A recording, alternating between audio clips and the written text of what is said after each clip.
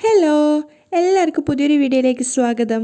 Channel ആദ്യമായിട്ട് കാണുന്നവരാണെങ്കിൽ ഒന്ന് സബ്സ്ക്രൈബ് ചെയ്തിട്ട് ലൈക്ക് ചെയ്യണേ. അങ്ങനെ മലരി സിദ്ധാർത്ഥ് പോയിന്ന് കേട്ടതും ആകെ കൂടെ ക്ഷീണിച്ച് അവൾ ബോധം കെട്ട് വീഴുകയാണ്. അത് കണ്ടതും ചന്ദ്രികയാണെങ്കിൽ വല്ലാതെ ഭയന്ന് പോയിട്ടുണ്ടായിരുന്നു. അവളാണെങ്കിൽ നേരെ മഹേന്ദ്രൻ്റെയും ലക്ഷ്മിയുടെ അടുത്തേക്ക് ഓടുകയാണ്. എന്നിട്ട് അവരോട് രണ്ടുപേരോട് അവൾ കാര്യം പറയുന്നുണ്ട്. മലരി ഇങ്ങനെ രാത്രി മുഴുവൻ പനിച്ച് കിടക്കുകയായിരുന്നു. ഇപ്പോൾ രാവിലെ നോക്കുന്ന സമയത്ത് അവൾക്ക് പനി കൂടി ബോധം കെട്ട് വീണിട്ടുണ്ടെന്ന്. അത് കേട്ടതും മഹേന്ദ്രൻ ലക്ഷ്മിയും ചന്ദ്രികയുടെ കൂടെ അവളുടെ വീട്ടിലേക്ക് ഓടുകയാണ്.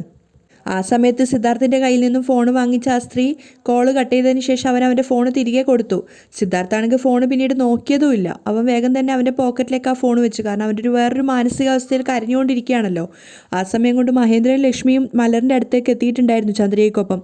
അവർ വന്ന സമയത്ത് മലറിന് ബോധം ഉണ്ടായിരുന്നില്ല. അവർ മൂന്ന് പേരും മാറി മാറി വിളിച്ചിട്ടും മലര് കണ്ണ് തുറക്കുന്നുണ്ടായിരുന്നില്ല. അതുകൊണ്ട് തന്നെ ചന്ദ്രിക കരഞ്ഞുകൊണ്ട് അവരോട് പറയാണ്, എൻ്റെ കുഞ്ഞ് കണ്ണ് തുറക്കുന്നില്ല, അവൾക്ക് എന്താ സംഭവിച്ചതെന്ന് അറിയില്ല. അപ്പോൾ മഹേന്ദ്രൻ അവളെ സമാധാനിപ്പിച്ചിട്ട് പറയുന്നുണ്ട്, ചന്ദ്രിക മോള് നീ ഭയപ്പെടാതെ, ഞാൻ പെട്ടെന്ന് തന്നെ ഡോക്ടറെ വിളിക്കാം. അങ്ങനെ അദ്ദേഹം വേഗം തന്നെ ഡോക്ടറെ വിളിക്കുകയാണ്. ആ സമയത്തും ചന്ദ്രികയും അതുപോലെ ലക്ഷ്മിയും മലരിനെ മാറി മാറി വിളിച്ചു നോക്കുകയാണെങ്കിലും മലര് ബോധം വീഴുന്നുണ്ടായിരുന്നില്ല. മഹേന്ദ്രൻ ഡോക്ടറോട് സംസാരിച്ചിട്ട് പെട്ടെന്ന് തന്നെ കുഞ്ഞിന് സുഖയില്ല, എങ്ങോട്ടേക്ക് വരണമെന്ന് പറയുന്ന സമയത്ത് മഹേന്ദ്രൻ വിളിച്ചത് കൊണ്ട് തന്നെ പെട്ടെന്ന് തന്നെ ഡോക്ടർ വരാൻ സമ്മതിക്കുകയാണ്. ചന്ദ്രികയാണെങ്കിൽ കരഞ്ഞുകൊണ്ട് ലക്ഷ്മിയോട് പറയുന്നുണ്ട്, എൻ്റെ മോൾക്ക് എന്താ സംഭവിച്ചതെന്ന് അറിയില്ല, എനിക്ക് ആകെ പേടിയാവുക. അപ്പം ലക്ഷ്മിയും പറയുന്നുണ്ട്, നീ ഭയപ്പെടണ്ട, കുട്ടിക്കൊന്നും സംഭവിക്കില്ല, ഇപ്പം തന്നെ ഡോക്ടർ വരും.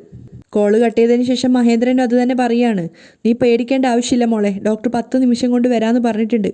ഞാൻ പോയിട്ട് പുറത്ത് ഡോക്ടർ കാത്തു നിൽക്കാം, നിങ്ങൾ രണ്ടുപേരും കുഞ്ഞിനെ നോക്ക്. ആ സമയത്ത് എയർപോർട്ടിൽ ഇരുന്നിട്ട് സിദ്ധാർത്ഥും ചിന്തിക്കുന്നത് മലരിനെ കുറിച്ച് തന്നെയാണ്. കാരണം അവൾ ആദ്യം പരിചയപ്പെട്ട സമയത്തൊക്കെ സിദ്ധാർത്ഥ് സ്വീറ്റ്സ് കൊടുക്കുന്ന സമയത്തൊന്നും മലര് വാങ്ങിക്കാറുണ്ടായിരുന്നില്ല.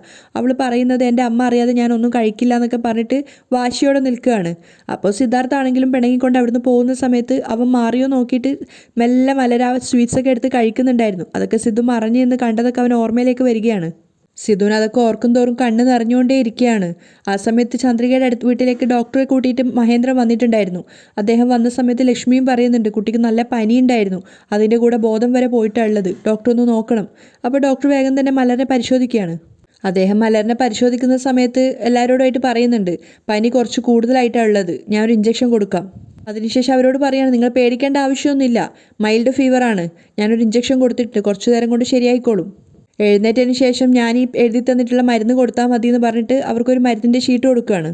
ആ സമയത്തും ചന്ദ്രിക കരഞ്ഞുകൊണ്ടേ ഇരിക്കുകയാണ്. അപ്പം മഹേന്ദ്രൻ പറയുന്നുണ്ട്, ചന്ദ്രിക ഡോക്ടർ ഒന്നും സംഭവിക്കില്ല എന്ന് പറഞ്ഞല്ലോ മോളെ, കുഴപ്പമൊന്നുമില്ല എന്ന് പറഞ്ഞല്ലോ, പിന്നെ നീ എന്തിനാ കരഞ്ഞുകൊണ്ടേ ഇരിക്കുന്നത്? മലരിന് കൊടുക്കാനുള്ള മരുന്നിൻ്റെ കൂടെ തന്നെ ഡോക്ടർ വേറെ പനിയുടെ ഒരു ഗുളികയും കൂടെ എടുത്തിട്ട് ലക്ഷ്മിയുടെ കയ്യിൽ ഏൽപ്പിക്കുകയാണ്. ആ മരുന്ന് കിട്ടിക്കഴിഞ്ഞാൽ അതിൻ്റെ കൂടെ ഇത് കൂടെ ചേർത്ത് കൊടുത്തേക്കെന്ന്. അപ്പോൾ മഹേന്ദ്രൻ ലക്ഷ്മിയോട് പറയുന്നുണ്ട്, നീ ഇവിടെ തന്നെ നിന്നിട്ട് കുട്ടിയെയും ചന്ദ്രികയും നോക്ക്, ഞാൻ ഡോക്ടറെ യാത്രയാക്കിയിട്ട് വരാമെന്ന്. ആ സമയത്തൊക്കെ എയർപോർട്ടിൽ ഇരുന്നിട്ട് സിദ്ധാർത്ഥ് ചിന്തിക്കുന്നത് മലരിനെ കുറിച്ച് തന്നെയാണ്. അവളുടെ ഒപ്പം ഇരുന്ന് ചെസ്സ് കളിച്ചതും അവളുടെ ആ ഒരു ബുദ്ധിയും അതുപോലെ തന്നെ പ്രിയമോളുടെയും മലറിൻ്റെയും കൂടെ കണ്ണുകെട്ടി കളിച്ചതും അതിനുശേഷം ബർത്ത്ഡേൻ്റെ അന്ന് ഒട്ടും പ്രതീക്ഷിക്കാതെ മലര് ഗിഫ്റ്റായിട്ട് ആ ഒരു ചിത്രം സമ്മാനിച്ചതൊക്കെ സിദ്ധാർത്ഥിൻ്റെ മനസ്സിലേക്ക് വന്നിട്ടുണ്ടായിരുന്നു. അതൊക്കെ ഓർത്തോർത്ത് അവനിങ്ങനെ കരഞ്ഞുകൊണ്ടേയിരിക്കുകയാണ്. അവന് പോലും അവനെ നിയന്ത്രിക്കാൻ സാധിക്കുന്നുണ്ടായിരുന്നില്ല. അതുകൊണ്ട് തന്നെ സിദ്ധാർത്ഥ് ഇങ്ങനെ കണ്ണ് തുടച്ചുകൊണ്ടേയിരിക്കുകയാണ്. മലര് കൊടുത്ത ആ ഒരു ചിത്രത്തെക്കുറിച്ച് ഓർത്ത സമയത്ത് സിദ്ധാർത്ഥ് വേഗം തന്നെ ബാഗ് തുറന്നിട്ട് ആ ഒരു ചിത്രം എടുക്കുകയാണ്.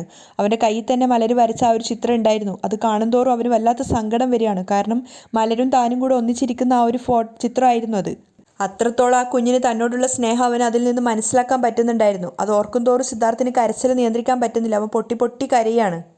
അതേസമയം ഇടവിട്ട് മലറിൻ്റെ നെറ്റിയിൽ നനച്ച തുണിയൊക്കെ വെച്ച് കൊടുത്തിട്ട് ലക്ഷ്മി പനി കുറച്ച് കൊണ്ടുവന്നിട്ടുണ്ടായിരുന്നു. അതേസമയം ചന്ദ്രികയാണെങ്കിൽ അവൾക്കുള്ള കഞ്ഞിയൊക്കെ തയ്യാറാക്കുന്ന തിരക്കിലാണ്. അപ്പോൾ ലക്ഷ്മി പറയുന്നുണ്ട്, വിഷമിക്കൊന്നും വേണ്ട, ഇപ്പോൾ പനി കുറേ കുറഞ്ഞിട്ടുണ്ട്. മലറിന് വേണ്ടി തയ്യാറാക്കിയ കഞ്ഞിയായിട്ട് അവളുടെ അടുത്ത് പോയി ഇരുന്നിട്ട് ചന്ദ്രിക അവളെ വിളിച്ച് എഴുന്നേൽപ്പിക്കുകയാണ്. മലർ മോളെ, നിനക്കിപ്പോൾ എങ്ങനെയുണ്ട്?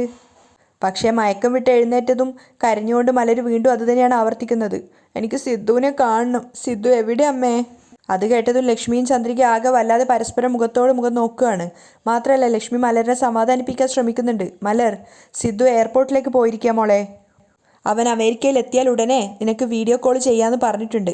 അവിടെ എത്തിക്കഴിഞ്ഞാൽ നിങ്ങൾ രണ്ടുപേരും വീഡിയോ കോൾ ചെയ്യ്, ഓക്കെ? എന്നിട്ട് മലറിനെ നോക്കുന്ന സമയത്ത് മലർ ചന്ദ്രികയെ സങ്കടത്തോടെ നോക്കുകയാണ്. ചന്ദ്രിക സങ്കടത്തോടെ തലതാഴ്ത്തിയിരിക്കുകയാണ്. അതിനുശേഷം അവൾ മകളോട് പറയുന്നുണ്ട്, അമ്മ മോക്ക് വേണ്ടിയിട്ട് കഞ്ഞി ഉണ്ടാക്കിയിട്ടുണ്ട്, കഞ്ഞി കുടിച്ചതിന് ശേഷം മോള് ഗുളിക കുടിക്കണം, അപ്പോഴേ നിന്റെ പനി മാറുള്ളൂ. അപ്പോൾ ലക്ഷ്മി പറയുന്നുണ്ട്, ഇങ്ങോട്ട് താ മോളെ, ഞാൻ കൊടുക്കാം.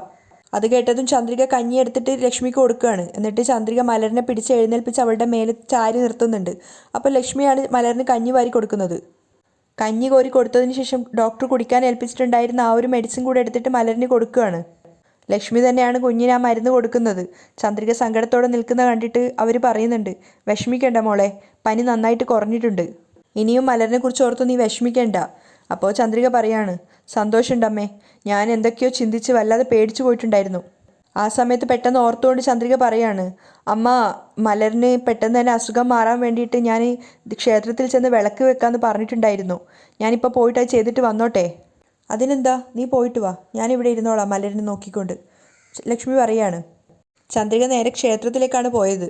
അവിടെ എത്തിയ സമയത്ത് പൂജാരിയോട് പറയുന്നുണ്ട് മലരിൻ്റെ പേരിൽ ഒരു അർച്ചന ചെയ്യണമെന്ന്. ആ സമയത്ത് അദ്ദേഹം പൂജയ്ക്കുള്ള പൂവുകളൊക്കെ വാങ്ങിയിട്ട് അകത്തേക്ക് പോവാണ്.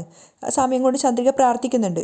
പൂജാരി നിവേദിയായിട്ട് വന്ന സമയത്ത് ചന്ദ്രിക അദ്ദേഹത്തോട് പറയാണ്, സ്വാമി, എൻ്റെ കുട്ടിക്ക് അസുഖം മാറിക്കഴിഞ്ഞാൽ ഞാനിവിടെ അമ്മൻ കോവിലിൽ ദേവിക്ക് വിളക്ക് വെക്കാമെന്ന് പറഞ്ഞിട്ടുണ്ടായിരുന്നു. ഞാൻ വിളക്ക് വെച്ചിട്ട് വേഗം തന്നെ വരാട്ടോ. അപ്പോൾ അദ്ദേഹം പറയാണ്, പെട്ടെന്ന് തന്നെ അത് ചെയ്തിട്ട് വരൂ. ചന്ദ്രിക പോയിട്ട് വിളക്ക് വെച്ചുകൊണ്ടിരിക്കുമ്പോഴാണ് അതുവഴി മഹേഷ് പോകുന്നുണ്ടായിരുന്നത്. മഹേഷ് ദൂരത്ത് നിന്ന് തന്നെ ചന്ദ്രികയെ കാണുന്നുണ്ടായിരുന്നു. അവളെ കണ്ടതും അവന് വല്ലാത്ത ദേഷ്യം തോന്നുകയാണ്. കാരണം അവൻ്റെ മനസ്സിൽ അവസാനമായിട്ട് ചന്ദ്രിക പറഞ്ഞ ആ വാക്കുകളാണ് വന്നിട്ടുണ്ടായിരുന്നത്. സിദ്ധാർത്ഥിനെ തല്ലുന്ന സമയത്ത് മഹേഷ് ചോദിച്ചിട്ടുണ്ടായിരുന്നു, ഇവനെ തല്ലുമ്പോൾ നിനക്ക് വേദനിക്കുന്നു, നിന്നെ തല്ലുമ്പോൾ അവന് വേദനിക്കുന്നു, അതെന്താ, അവൻ നിൻ്റെ ഭർത്താവാണോ? അപ്പോൾ ചന്ദ്രികയും തിരിച്ച് അതേപോലെ തന്നെയാണ് പറഞ്ഞത്, അതേടാ, ഇയാൾ എൻ്റെ ഭർത്താവ് തന്നെയാ, അതിന് നിനക്കെന്താ? അത്രയും ദേഷ്യത്തോടെയാണ് ചന്ദ്രിക അന്ന് സംസാരിച്ചത്. അത് ഓർമ്മയിൽ വന്നപ്പോൾ മഹേഷിന് വീണ്ടും ദേഷ്യം വരികയാണ്. മഹേഷ് വേഗം തന്നെ ദേഷ്യത്തോടെ ചന്ദ്രിക വിളക്ക് വെക്കുന്നിടത്തേക്ക് പോയിട്ടുണ്ടായിരുന്നു. എന്നിട്ട് അവൾ കത്തിച്ചു വെച്ച വിളക്ക് അവൻ കൈകാലുകൊണ്ട് ചവിട്ടി തട്ടി തെറിപ്പിക്കുകയാണ്. ചന്ദ്രിക ഇതാരെ ചെയ്തതെന്നറിയാൻ വേണ്ടി ഞെട്ടലോടെ തല ഉയർത്തി നോക്കുന്ന സമയത്ത് മഹേഷിനെ കാണുന്നുണ്ടായിരുന്നു. മഹേഷിനെ കണ്ടതും ദേഷ്യത്തോടെ ചന്ദ്രിക അവനെ തന്നെ നോക്കിയാണ്. അപ്പോൾ മഹേഷും തിരിച്ചു ചോദിക്കുന്നുണ്ട്, എന്താടി ഇങ്ങനെ തുറച്ചു നോക്കുന്നേ, നിനക്കെന്തൊക്കെ സംഭവിച്ചു കഴിഞ്ഞാൽ നിൻ്റെ ആളുണ്ടല്ലോ, അവൻ ഓടി ഇങ്ങോട്ടേക്ക് എത്തുമല്ലോ, ഇപ്പം എവിടെ അവൻ? അപ്പോൾ ചന്ദ്രിക പറയുന്നുണ്ട്, ഇങ്ങോട്ട് നോക്ക്, വേണ്ടാണ്ട് എൻ്റെ അടുത്ത് പ്രശ്നം ഉണ്ടാക്കാൻ വരരുത്, മര്യാദയ്ക്ക് നീ ഇവിടുന്ന് പൊയ്ക്കോ. അപ്പം മഹേഷ് പരിഹാസത്തോടെ അവളെ നോക്കി ചിരിക്കുകയാണ്. കോർട്ടിൽ ഡിവോഴ്സ് തന്നെന്ന് വിചാരിച്ച് നീയും ഞാനും തമ്മിലുള്ള എല്ലാ ബന്ധവും കഴിഞ്ഞു എന്നാണോ? അങ്ങനെ ഒന്നും സംഭവിച്ചിട്ടില്ല. ഞാൻ നിൻ്റെ കൂടെ ഒന്നിച്ച് ജീവിക്കണം എന്ന് ആഗ്രഹിക്കുന്നത്. എനിക്ക് നിന്നെയും മലരിനെയും വേണം, മര്യാദയ്ക്ക് എൻ്റെ കൂടെ വാ.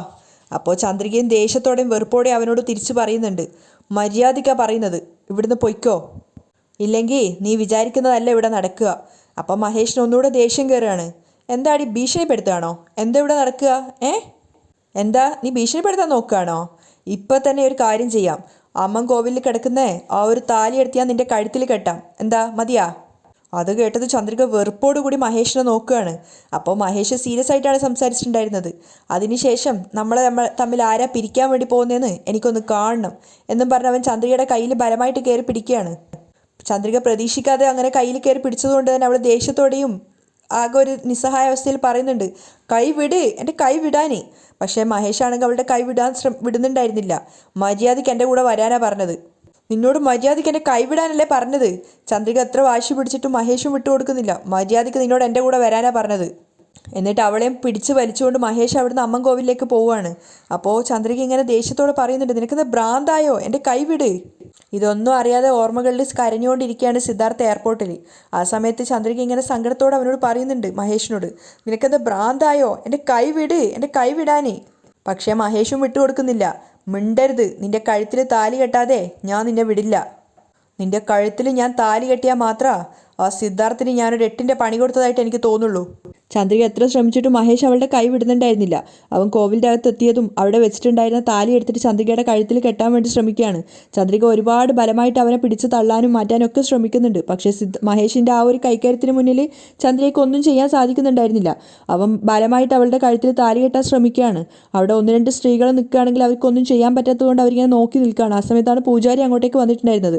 പൂജാരി വന്നിട്ട് മഹേഷിനോട് പറയുന്നുണ്ട്, നിങ്ങൾ എന്താ ഈ ചെയ്യുന്നത്, ഇങ്ങനെ ബലമായിട്ട് ചെയ്യാൻ പാടില്ല എന്നൊക്കെ പറയുന്ന സമയത്ത് മഹേഷ് പറയുന്നുണ്ട്, ഇവളെൻ്റെ ഭാര്യയാണ്, ഇവളുടെ കഴുത്തിൽ താലി കെട്ടാൻ വേണ്ടി എനിക്ക് ആരുടെയും സമ്മതം വേണ്ട. മഹേഷിനെ എങ്ങനെയൊക്കെ പിടിച്ച് തള്ളിയിട്ട് ചന്ദ്രിക രക്ഷപ്പെടാൻ ശ്രമിക്കുന്നുണ്ടെങ്കിലും മഹേഷിൻ്റെ കയ്യിൽ നിന്ന് നമുക്ക് രക്ഷപ്പെടാൻ പറ്റുന്നില്ല. വീണ്ടും വീണ്ടും ചന്ദ്രിക അവൻ പിടിച്ചു വെക്കുകയാണ്. അപ്പോൾ അത് കണ്ട സമയത്ത് പൂജാരി വീണ്ടും പറയുന്നുണ്ട്, മോനെ, ഇങ്ങനെ ചെയ്യാൻ പാടില്ല, അവൾക്ക് സമ്മതം ഇല്ലെങ്കിൽ നീ ഇങ്ങനെ താലി കെട്ടാൻ പാടില്ല, ദേവിയെത്തി ഞാൻ പറയുന്ന കേൾക്ക്, ഇങ്ങനെ ചെയ്യരുതെന്നൊക്കെ അയാൾ കുറേ പറയുന്നുണ്ടായിരുന്നു. ആ സമയത്ത് മഹേഷ് അയാളെയും പിടിച്ച് തള്ളുകയാണ്. അയാൾ അവിടെ നിലത്ത് പോയിട്ട് വീഴുന്നുണ്ട്. അപ്പോൾ അയാളിങ്ങനെ സ്വയം പറയാണ്, ദൈവമേ, എന്തൊക്കെയാണ് ഈ സംഭവിക്കുന്നത്, ഇവനിങ്ങനെ വിട്ടാൽ പറ്റില്ല. അയാൾ വേഗം തന്നെ അവിടുന്ന് അങ്ങോട്ടേക്ക് പോവുകയാണ്. മഹേഷിനെ പിടിച്ചു തള്ളിയിട്ട് ചന്ദ്രിക വീണ്ടും അവിടുന്ന് ഓടി രക്ഷപ്പെടാൻ ശ്രമിക്കുകയാണ്. പിന്നാലെ തന്നെ മഹേഷും ഉണ്ടായിരുന്നു. കുറച്ചു ദൂരം ഓടിയ സമയത്തേക്ക് ചന്ദ്രിക അവിടെ വീണിട്ടുണ്ടായിരുന്നു. അതുകൊണ്ട് തന്നെ അവൾ വീണ്ടും മഹേഷിൻ്റെ മുന്നിൽ തന്നെ വന്ന് പെടുകയാണ്. അപ്പോൾ മഹേഷ് ആണെങ്കിൽ ഒരു വിജയിച്ച ഭാവത്തോടെ ചിരിച്ചു നിൽക്കുന്നുണ്ട്. അപ്പോൾ ചന്ദ്രിക കരഞ്ഞുകൊണ്ട് പറയാണ്, ദയവ് ചെയ്ത് എന്നെ വിട് പ്ലീസ്, ഞാൻ നിൻ്റെ കാല് പിടിക്കാം. കരഞ്ഞുകൊണ്ട് അവൻ്റെ കൈ ബലമായിട്ട് പിടിച്ചു വെച്ചിട്ട് ചന്ദ്രിക പറയുന്നുണ്ട്, നീ കെട്ടുന്ന ഈ താലി എനിക്ക് ഉൾക്കൊള്ളാൻ സാധിക്കില്ല. കാരണം എൻ്റെ മനസ്സ് മുഴുവൻ സിദ്ധാർത്ഥ് സാറ് മാത്രമേ ഉള്ളൂ. കരഞ്ഞുകൊണ്ട് ചന്ദ്രിക പറഞ്ഞത് കേട്ടതും മഹേഷ് ശരിക്കും ഷോക്കായി പോവുകയാണ്. അവൻ ഞെട്ടലോടുകൂടി ചന്ദ്രികയെ തന്നെ നോക്കി നിൽക്കുന്ന സമയത്ത് പൊട്ടി കരഞ്ഞുകൊണ്ട് ചന്ദ്രിക പറയുന്നുണ്ട്, കാരണം എൻ്റെ മനസ്സ് മുഴുവൻ സിദ്ധാർത്ഥ് സാറ് മാത്രമേ ഉള്ളൂ, സിദ്ധാർത്ഥ് സാറ് മാത്രമേ ഉള്ളൂ. ചന്ദ്രിക പൊട്ടി പൊട്ടി കരയാണ്. ആ സമയത്ത് മഹേഷ് ഇങ്ങനെ ദേഷ്യത്തോടെയും വെറുപ്പോടെയും കൂടെ ചന്ദ്രികയെ നോക്കുന്നുണ്ട്. സിദ്ധാർത്ഥാണുള്ളതെന്നോ നിന്നെ ഞാൻ എന്ന് പറഞ്ഞ് വീണ്ടും അവളുടെ കഴുത്തിൽ താലി കെട്ടാൻ വേണ്ടി ശ്രമിക്കുമ്പോൾ ചന്ദ്രിക തടഞ്ഞു വെക്കുകയാണ്. അപ്പോഴേക്കും അവിടുന്ന് പോയിട്ടുണ്ടായിരുന്ന പൂജാരി ഒരുപാട് ആൾക്കാരെയും കൂട്ടിക്കൊണ്ട് അങ്ങോട്ടേക്ക് വന്നിട്ടുണ്ടായിരുന്നു. അങ്ങനെ എല്ലാവരും കൂടി ചന്ദ്രികയെ മഹേഷിൻ്റെ കയ്യിൽ നിന്നും രക്ഷിക്കുകയാണ്. അവരവിടുന്ന് കൂട്ടിക്കൊണ്ട് പോയതിന് ശേഷം ചന്ദ്രിക അവിടെ തന്നെ നിലത്തിരുന്ന് പൊട്ടി പൊട്ടി കരയുകയാണ്. ചന്ദ്രിക കരയുന്നത് കണ്ടിട്ട് ആ പൂജാരിക്ക് വല്ലാത്ത സഹതാപം തോന്നുന്നുണ്ട്. അയാൾ അവളോട് പറയാണ്, നീ പേടിക്കണ്ട മോളെ, അവനെ പോലീസിന് പിടിച്ചു കൊടുക്കാം, നീ ധൈര്യമായിട്ട് വീട്ടിലേക്ക് പോയിക്കോ. പൂജാരി അവളെ സമാധാനിപ്പിച്ചിട്ട് അവിടുന്ന് പോവുകയാണ്. ചന്ദ്രികയാണെങ്കിൽ അവിടെ ഇരുന്ന് പൊട്ടി പൊട്ടി കരയുന്നുണ്ടായിരുന്നു. കണ്ണ് തുടച്ചുകൊണ്ട് ചന്ദ്രികയുടെ മനസ്സിലേക്ക് വീണ്ടും വന്നത് അവൾ അവസാനം മഹേഷിനോട് പറഞ്ഞ ആ വാക്ക് തന്നെയാണ്, കാരണം എൻ്റെ മനസ്സ് മുഴുവൻ സിദ്ധാർത്ഥ് സാറ് മാത്രമാണുള്ളത്. ചന്ദ്രികയ്ക്ക് തന്നെ അത് വിശ്വസിക്കാൻ സാധിക്കുന്നുണ്ടായിരുന്നില്ല. കാരണം അവളുടെ ഉള്ളിലുള്ള കാര്യം അവൾ പോലും അറിയാതെ പുറത്തു വന്നതായിട്ട് അവൾക്ക് തന്നെ തോന്നുകയാണ്. സങ്കടത്തോടു കൂടി ചന്ദ്രിക ആ ക്ഷേത്രത്തിൽ നിന്നും പുറത്തേക്ക് ഇറങ്ങുകയാണ്. അവിടെയാണ് ഇന്നത്തെ എപ്പിസോഡ് വൈൻഡപ്പ് ചെയ്യുന്നത്. അപ്പോൾ ഇത് നാളത്തെ അമ്മ മനസ്സിൻ്റെ എപ്പിസോഡാണ് കേട്ടോ. അപ്പോൾ ഇനിയത്തെ ദിവസങ്ങളിൽ നമുക്ക് പുതിയ പുതിയ കഥകൾ കേൾക്കാം കേട്ടോ.